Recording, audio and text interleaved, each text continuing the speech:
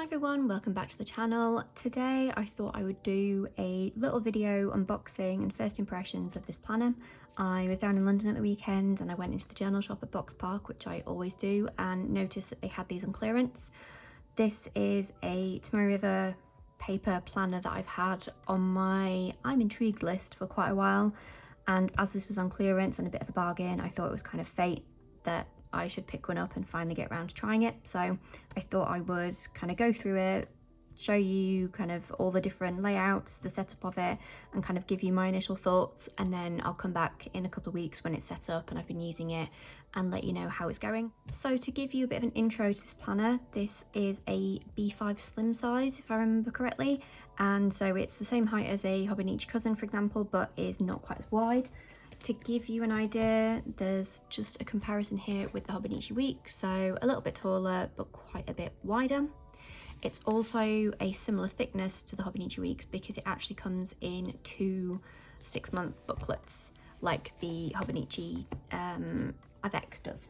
In terms of what you get with the kind of, in the package, it's quite simple. You get your 2 booklets, a plastic cover, and then just a few bits of info. So I will get rid of those and pop them to one side so we can kind of get into the planner proper.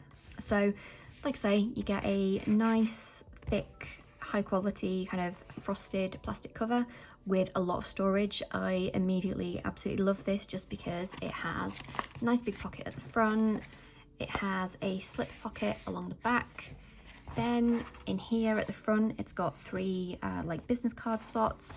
At the back it has a nice good sized pen loop, you'll have no problem fitting any kind of pen in there, and then it has this here which I'm not 100% sure what it is. I will do some googling and find out, but I'm sure it's got a specific use or purpose. But yeah, so far so good in terms of that. It's got a lot more going for it than the Hobonichi Weeks cover on cover. Just as a comparison, that doesn't really have anything much in terms of storage. It has kind of this.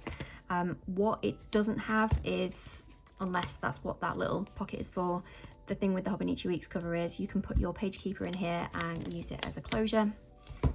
Don't seem to have that in here, so if I am going to be shoving it in a bag or something, I will need to try and work out how I keep it closed and not opening up, but that's a bit of a side note. Just to quickly talk about kind of colour and design, so I think they had about 4 or 5 different colours for the actual cover itself. So where you see kind of this yellow card, this is actually an insert in the cover, and the actual kind of booklet itself is not that colour. So you can see here it's not, obviously not the yellow, so I picked out the yellow because if you see my channel before you will know that I like yellow. Getting into the actual planner itself, so like I say, this is a Tomoe River paper planner, so the pages are quite thin. You just have a very simple kind of title page, I guess you could call that, for your name, and then you go straight into a bit of a kind of year at a glance page, very similar to the Hobonichi. You've got this year, last year and next year. Not much to really talk about with that one. Again, very similar to the Hobonichi. You then have yearly overview.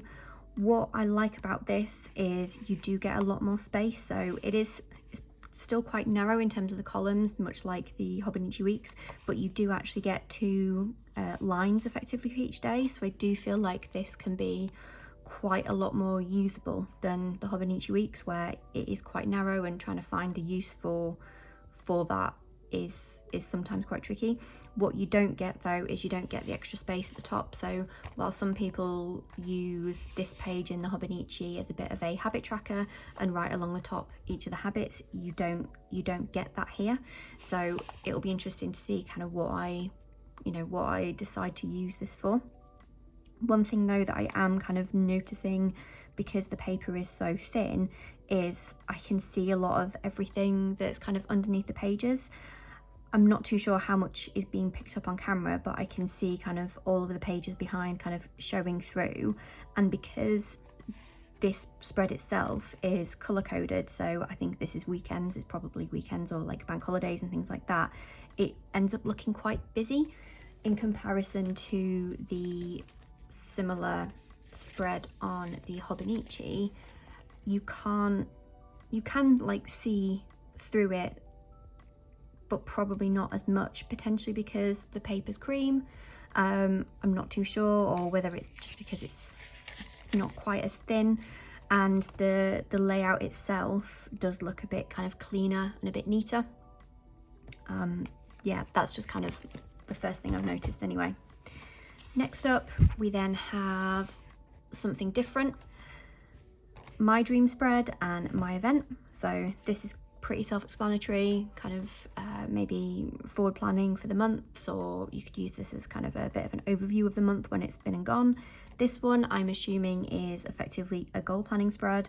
I'm only 3 months into learning my Japanese, so although I can recognize some of these characters, I couldn't tell you what this is, so I'll probably get Google Lens on it, but it's a nice little additional spread to have in here. We then get onto 100 wishes list. So very similar again to what you get in some of the Hobonichi books, with kind of a top 100 list or whatever it might be. I would see quite a lot of people use it in different ways. If I'm honest, I've never used the top 100 list in a Hobonichi yet. Maybe this time I actually will, who knows. And then we get kind of a blank list, which is pretty cool. I like that you can just kind of work out your own use for it and make it work. That's pretty neat.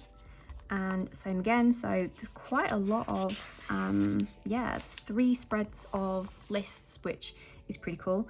I'm not quite sure what I'm going to find 3 lists worth of content for, but we'll see. It could actually, speaking of, it could be good as a bit of a content idea brain dump, who knows, we'll see. Next we go on to the monthlies, and it's quite a busy setup, so let's go left to right. So you've got kind of a to-do list column, which if you've seen how I use my cousin or how I was using my Take a Note, I do like having a column here to kind of write weekly specific tasks. The only annoying thing is this is so big, it means that there isn't one for this week. There's then kind of this along the bottom, which is just begging to be a habit tracker, which is pretty cool. And then you have the actual days itself, where there's a lot of space, but then there's also a lot taken up with the actual day and whatever this is, which I will translate, and then a little kind of mood tracker for the day, which I think is quite cool. But there's just quite a lot on here, and for people that like kind of clean minimalist spreads, this might not be the planner for you, because there's a lot going on. There's also a lot in terms of colours, so I think these are kind of bank holidays, and then Saturday and Sundays are different colours. So yeah, just initial thoughts, there's quite a lot going on, quite busy. If you like a full looking spread, you'll probably love this. If you're a bit of a minimalist, you might look at this and go, ooh, there's a lot here. You do also get quite a lot of extra calendars here, in terms of a mini version of this month and then the previous month and the next month. I guess it's a good way of using up some of the spare boxes, because as you can see with the way that it's set up, there is quite a lot of spare boxes to use kind of if you want. So yeah, that's pretty cool. And let's see how many months we get in here. Oh, interesting. So you get the full 6 months of the 6 months that's in the book, but then you kind of get down into 2 months to 2 pages for the rest of the year, which I guess makes sense, because this is only a 6-month book. You've only got, you know, 6 months worth of weeklies. At least it does actually have the monthlies, because I'd hate to then have to kind of go and consult my other book. But some people might not like having kind of the reduced amount of space, because obviously you can't fit as much in. Some people might like it because it means that there's no pressure to kind of set up a full month. You can just kind of make notes and then set up the month properly once you get into the other book. But personally, I like having it here. I like having a good amount of space, because there's nothing worse than having only, you know, a full 6 months and then potentially the rest of the 6 months being squeezed down into, you know, one of these like overview pages or something that we had earlier in here, and then not feeling like you've got enough space to plan your year. So yeah, just something to note, you may or may not like. Then I think we go into, oh, this is interesting. So this looks like a bit of a monthly setup page. Again, I'll have to get the Google Lens on here, but this is pretty cool, just having this kind of intro to the month. this could be really useful for goal planning, setting up intentions, or doing a monthly review page. What went well, what didn't go well. If you're running a business, it could be a good business overview. Like there's a lot of ways you could use this spread. So yeah, pretty keen on this. And then we get on to the daily pages. So this is a daily planner, as you can see, hence also I guess why you've got it in 2 books, so it's not a big chunky book. Now let's talk the daily spreads, of which there's nothing but in the rest of this book. So there's no weeklies in here, it's dailies only, and there's a lot going on in these pages. There's a lot to go through. Again, it looks quite busy. It's really cool, it's very different. I am quite excited to see how I plan in here. But to kind of take you through top to bottom, you have the usual kind of date information. You then have this little box here for marking out the weather of the day, and then there's some spare space, I guess, if you want to write the temperature or anything else. There's then the moon phases.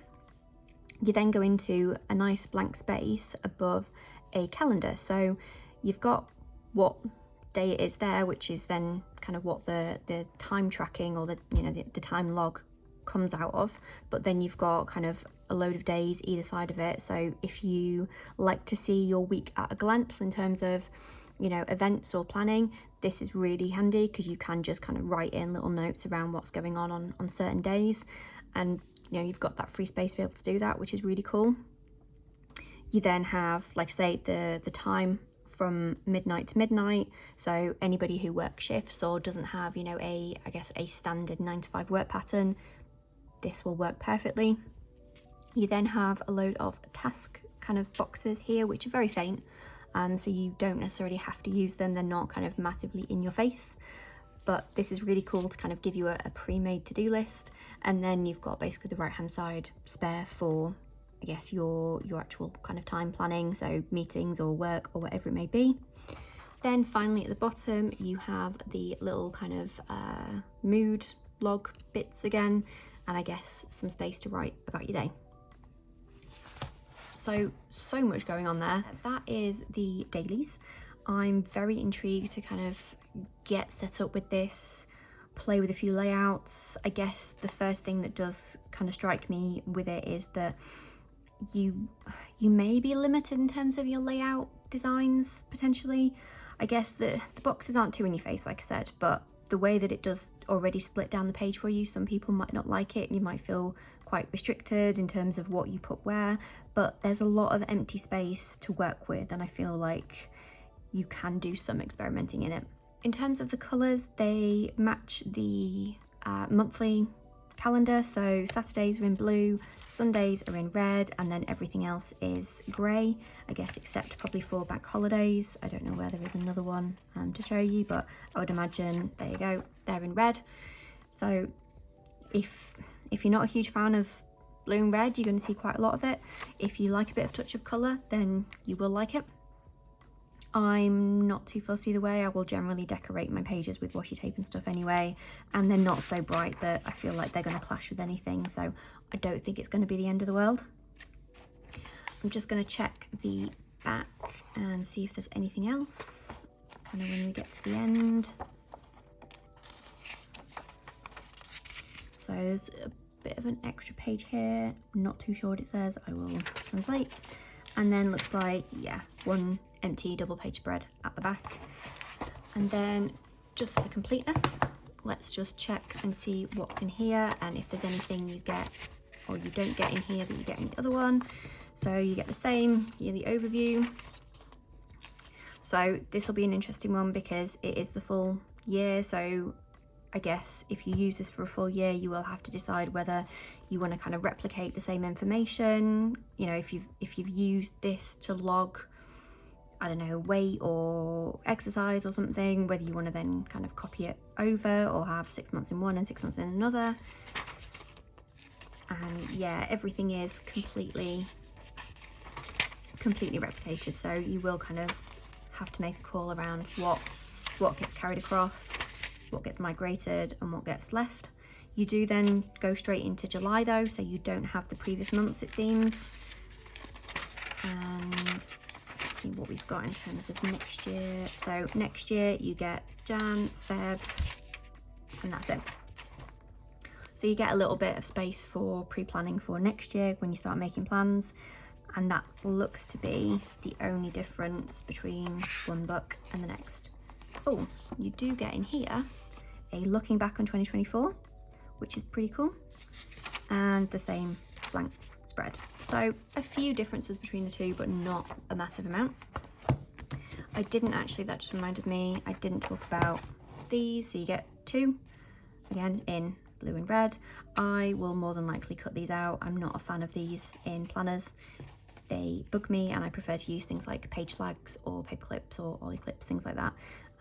Yeah, these just get in the way. And so that was my first impressions. Hopefully you enjoyed this little ramble through these planners. I'm keen to go get this set up and see how it works for me. There are a few different kinds of this planner, so they don't just do a daily one. There is a weekly one that I've seen that I think is also B5 Slim. A lot of the design notes are very similar, so they have kind of the same monthly setups and spaces for kind of moods and things like that. So if you like the style of this but you want it in a weekly, go have a look. I will drop a link if I can find the weekly version in the description.